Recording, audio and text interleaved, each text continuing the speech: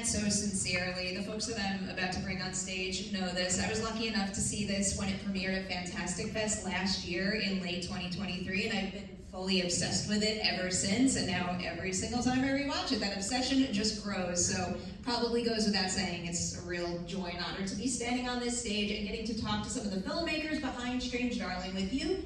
Beginning, of course, with our writer-director, JT Mollner.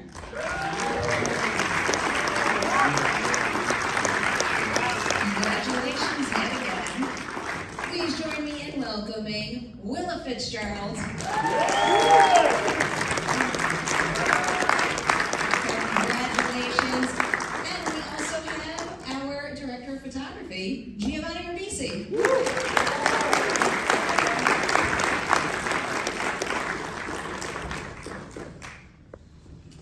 Yet again, congratulations. Oh, I can't say it enough. I'm so excited to continue talking about this movie.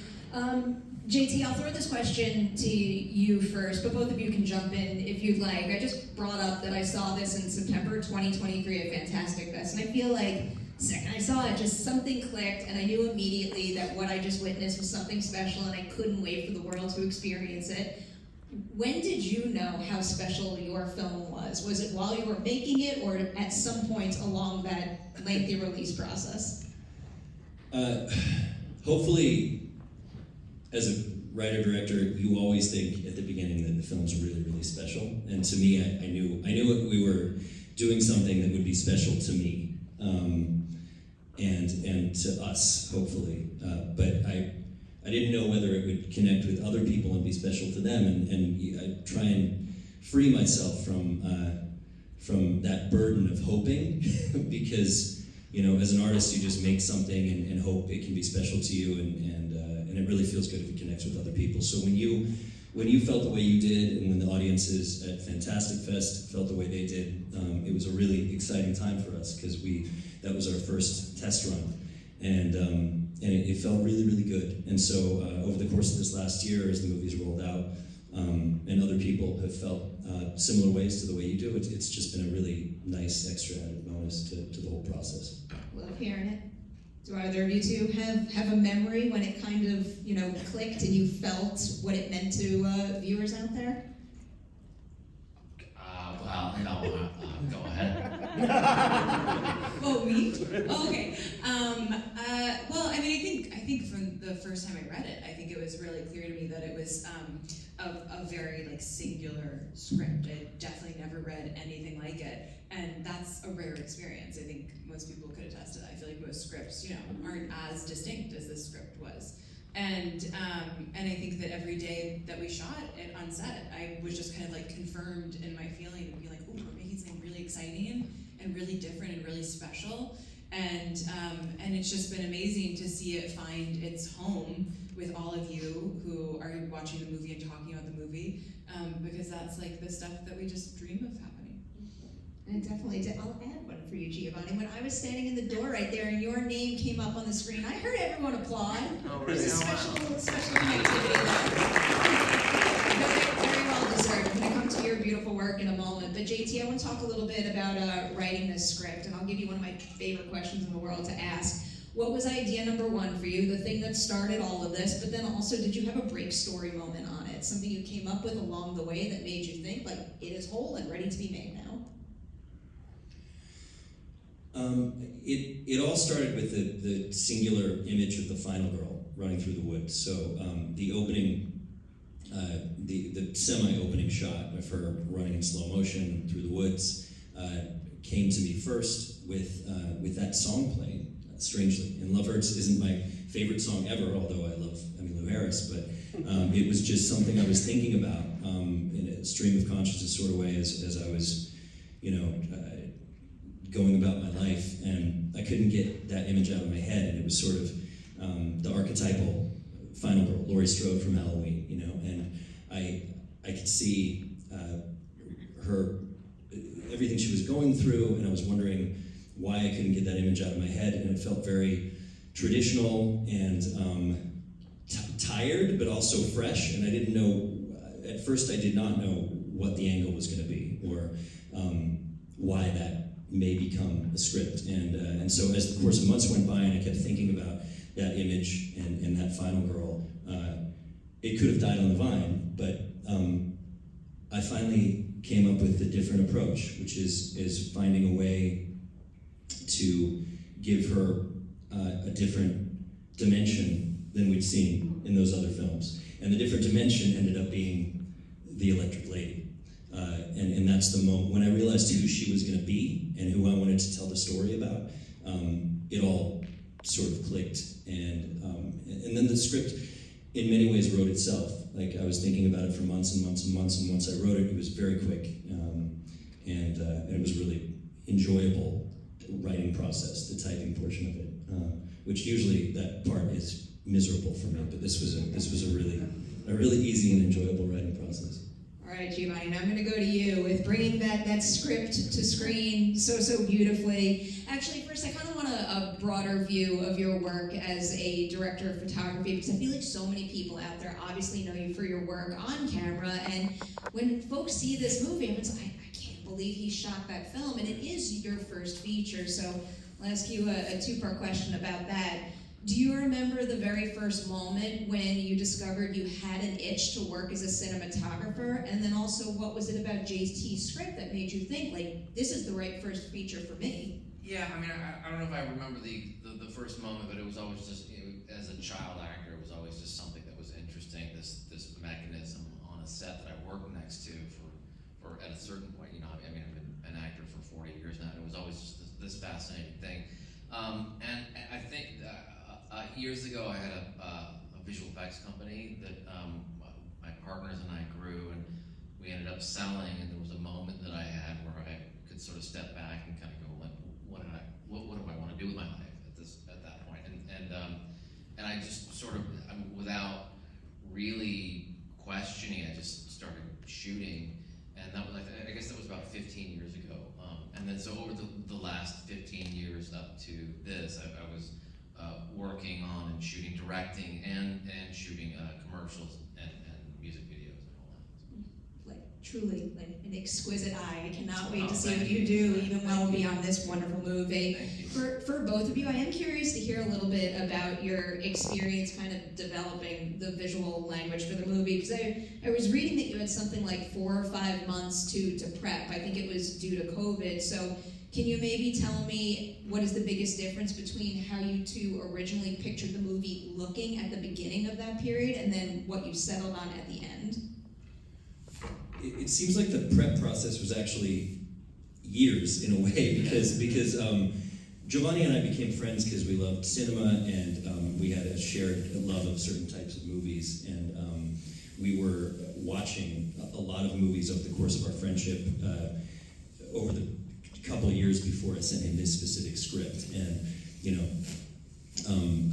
would call me and say, I'm watching The Servant of Mademoiselle, and I'd watch it, and I'd call him and say, I'm watching The Devils tonight, Dead Ringers, whatever, The Red Shoes. I mean, we were kind of talking about films and how we liked the sort of robust, precisely choreographed, deep focus movies of the 60s and beyond. And so once I wrote this script and sent it to him, I remember saying something like, when he told me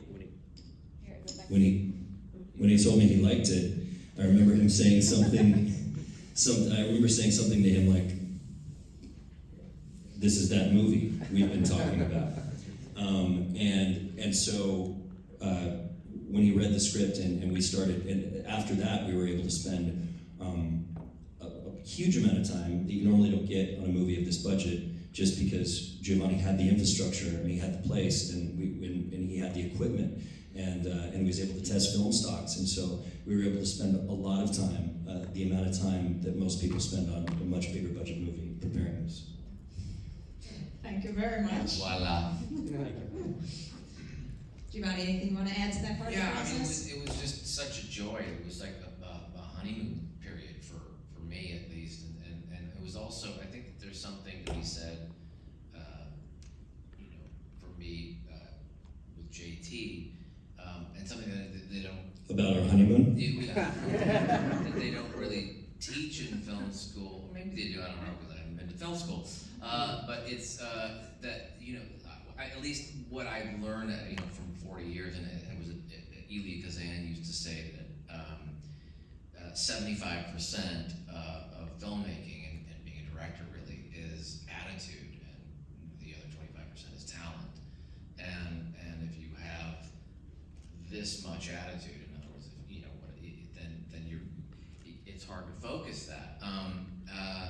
And I couldn't say this more about anybody I know than JT, because he really, I mean, what I saw him go through and how he sailed through the day and pulled it off, and every day, no matter what he experienced, we all experienced with the clashing heads and whatever it was, it was a success.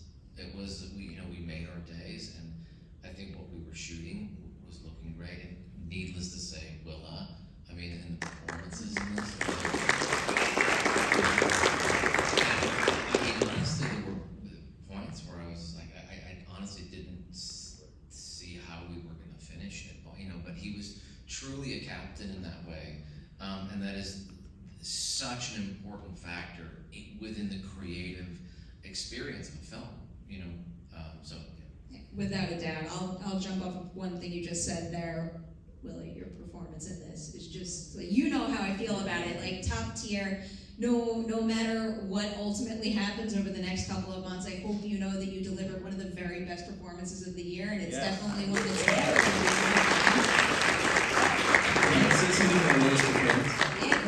With Willa, we knew Giovanni's cinematography, by the way, thank you for all the things you said, but also having somebody with his amount of experience on set with me, invaluable, like totally invaluable, especially when we were going through the challenges we went through.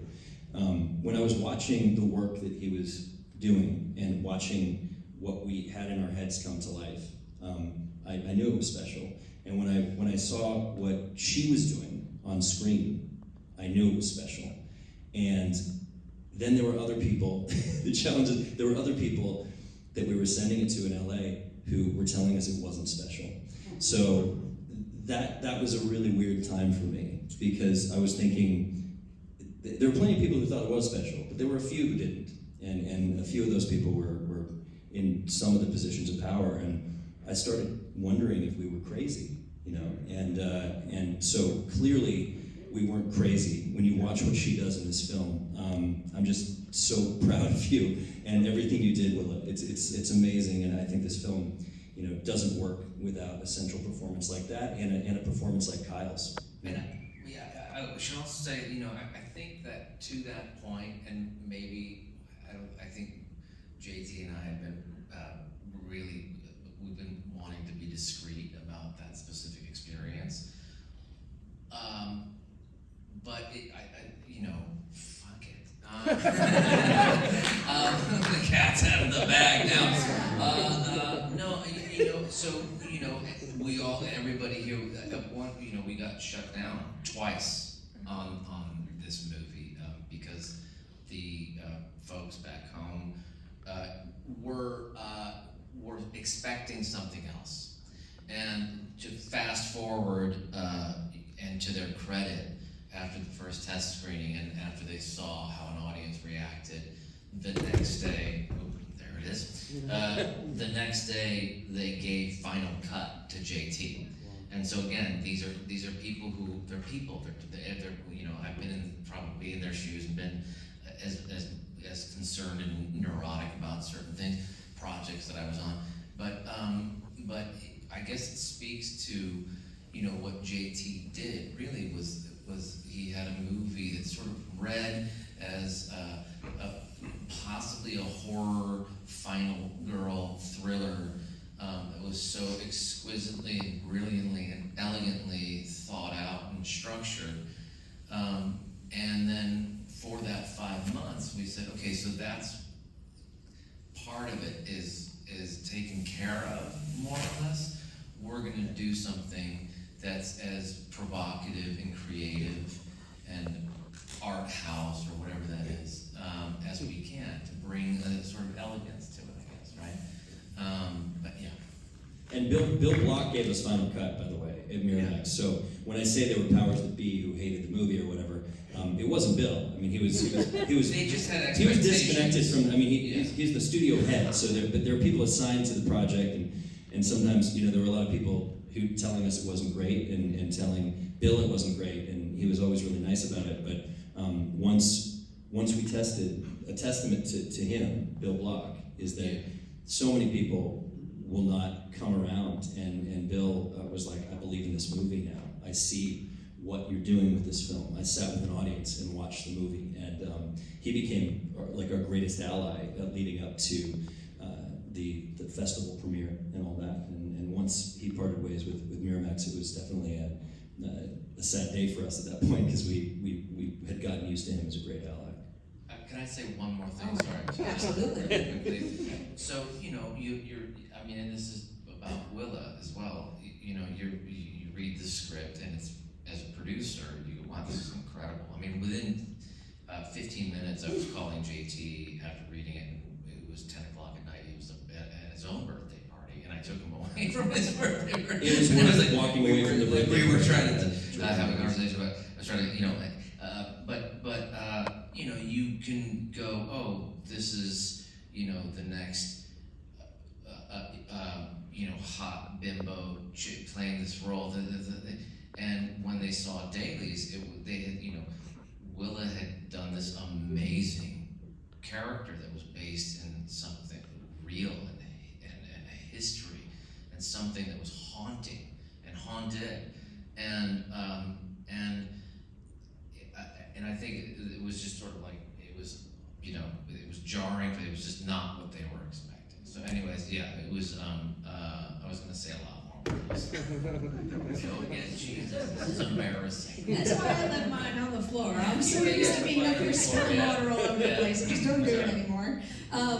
Willa, let's highlight your phenomenal work in this movie quite a bit now. So I don't know if this is the way that you approach your characters, but someone recently explained it to me this way, and I've kind of gotten a little obsessed with the idea that, when you start a new movie, a new character, you're kind of on unstable ground trying to figure out who they are, and then you have that moment where like you think of something or you do something and you're like, I get who they are now. Did you have that with the Electric Lady, and if so, when? Yeah, I mean, that's a very succinct way of kind of summing up the process. You certainly, at the beginning, kind of were like, whoa, what are the trail markers? Where am I going? What is the foundation that we're building on? And I mean, there are a lot of different ways in, and I've talked about a lot of those. I think a big part was kind of just maintaining the integrity of the journey of the story chronologically, and kind of really understanding who this person was based on what the exact plot points were, which was important to me for building everything else. But I guess a more kind of interesting moment for me was actually I was doing. I mean, she's an animal. She's fundamentally an animal trying to survive.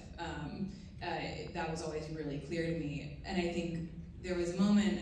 You YouTube a lot of weird shit as an actor. You're always searching for weird shit on YouTube.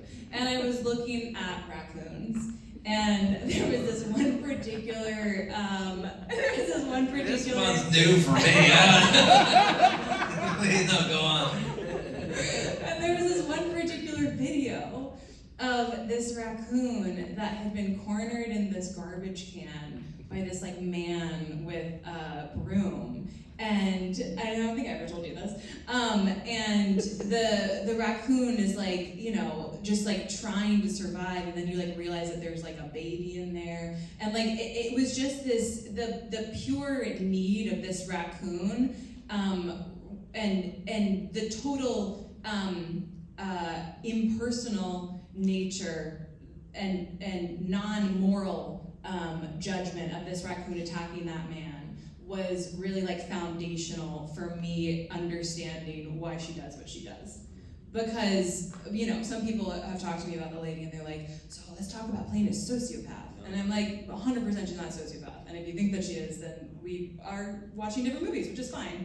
It's not, you can have whatever experience you have watching the movie, but playing her, for me, she's entirely not a sociopath. And so therefore understanding why she's doing what she's doing had to come from a different kind of place. And I feel like for me, that really did come from this sort of, animalistic drive to survive. I can't believe how well you just landed that plane there. It makes a lot of sense in the world. So I guess now I have to ask about the man to your raccoon. I have to ask about Kyle, who is just like also everything I see him in, I just like fall head over heels for like all of his work as an actor, and here it's no different. Do you remember the very first moment, either in prep or on set, when you two did something together and you were able to look at him and basically go like, "You are the demon to my lady"? Yeah, well, interestingly,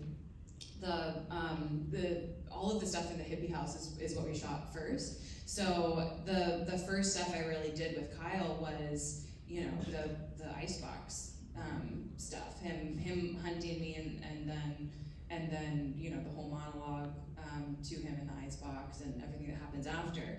And I think very early on in reading the script and understanding the arc of the movie and the arc of the character, I knew that icebox scene was kind of really fundamental to landing the emotional weight of the character for me, and the emotional weight of that relationship for her. And so I remember kind of going into that day of shooting, and Kyle and I only been working together for like 5 days, and we'd barely spoken to each other like on set in front of a camera. We had time off set together, getting to know each other, but that was like the first day that we really had dialogue with each other, I feel like. And I think we both knew what we needed to do, but to get to do it with him was one of those rare and just really special experiences as an actor, where there is this sort of like magic happening on set, and you can feel yourself being changed by the other person's presence and by the other person being in that moment with you. And they give me chills, but I think it's why I'm an actor. Of course, it's like this kind of like ineffable experience that you get to have, and it's really personal and really special. And I think that from that point on, we were just like, oh yeah, you got me.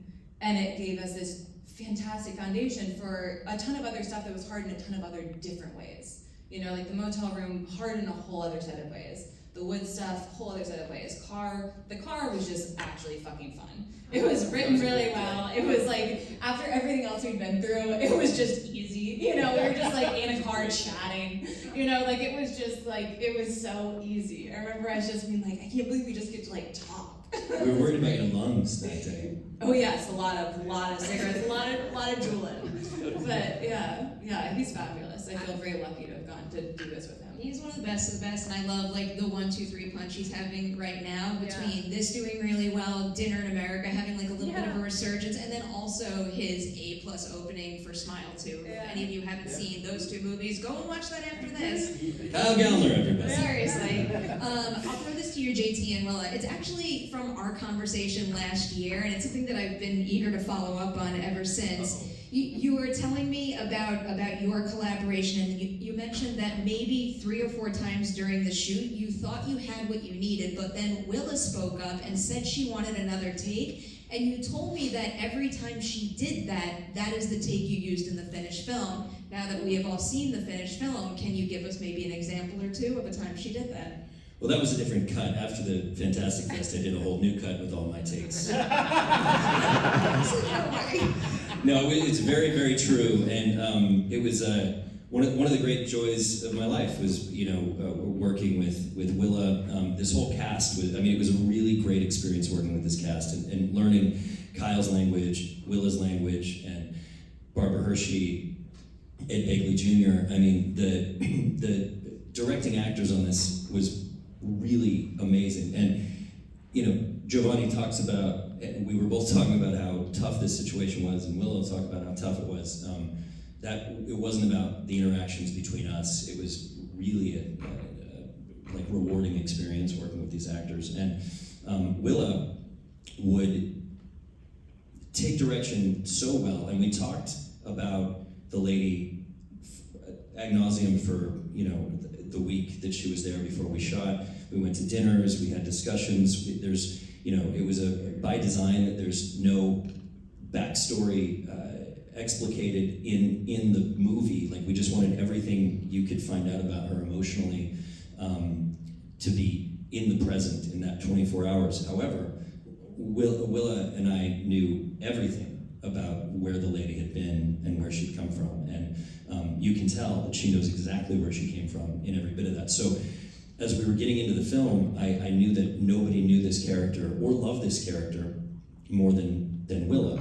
And it's 50% of the reason I wanted to cast Willa was because in our initial meetings, when we had Zooms, she was just the only actor I talked to who expressed the same degree of empathy and love for the lady that I felt in my heart as the writer.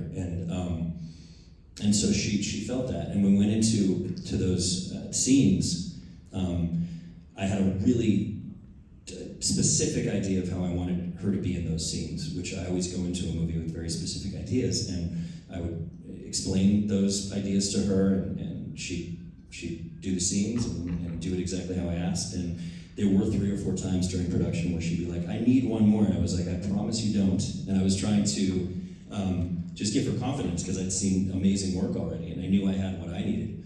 And she'd say, can I please have one more?